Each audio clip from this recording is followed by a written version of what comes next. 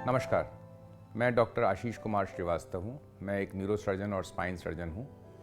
आज सीरजम कंपनी के सौजन्य से मुझे अवसर मिला है कि मैं आपसे रीढ़ की हड्डी और रीढ़ की हड्डी से जो हमारे पेशाब करने और टट्टी करने का जो कार्य होता है उसके कंट्रोल के विषय में कुछ बातचीत करूँ।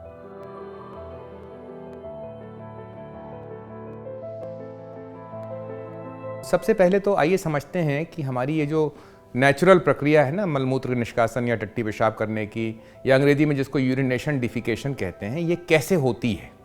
पेशाब और टट्टी के करने की क्रिया का कंट्रोल जो है वो 4 स्तर पे समझा जा सकता है।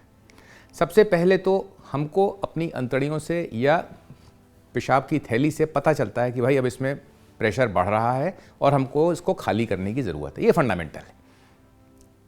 कुछ लोगों को सुबह होता है, कुछ को थोड़ा समय बाद होता है, वो अपनी अपनी शरीर की संरचना पे, बनावट पे है। लेकिन प्रेशर महसूस होता है तब हमारी दिमाग इच्छा करता है भाई इसको अब खाली करा जाए। तो खाली करने का जो क्रिया है वो 4 स्तर पे होती है। सबसे पहला, जैसे मैंने बताया कि पहले तो आभास होता है, अनुभव होता है कि भाई प्रेशर हो रहा है। वो इन्फॉर्मेशन निर्देश जाता है दिमाग में और फिर एक प्रक्रिया चालू होती है, जो एक सिस्टम ऑपरेशन चालू होता है जिससे कि हम इसको खाली कर पाते हैं। तो सबसे पहले तो ये समझें कि भाई इनको खाली करने के लिए खास किस्म की मांसपेशियां जो हैं वो दबाव पैदा करती हैं जिससे कि ये हमारे शरीर से निकल सकें उचित रास्ते से। तो इन रास्तों को कंट्रोल करने के लिए एक अलग तरह की मांसपेशी होती है जिसको हम अंग्रेजी में स्फिंक्टर कहते हैं। तो वो जो है उसको कंट्रोल करती है कि कितना निकलेगा, कब निकलेगा और किस तरह से निकलेगा। तो इसको निकालने के लिए नसें मैसेज ले जाती हैं दिमाग से, रीढ़ की हड्डी से, और उसके बाद ये मांसपेशियां जब दबती हैं तो या तो पेशाब रुकती है या टट्टी रुकती है, या सुगम रूप से साधारण तरह से वो निकल जाती है। अब इस पूरे 4 स्तर के कंट्रोल में कहीं पे भी अगर कोई बीमारी हो गई या छोटे से छोटा भी नुक्स पैदा हो गया, दिक्कत आ गई, तो इस साधारण स्वाभाविक क्रिया में भी दिक्कत आने लगती है।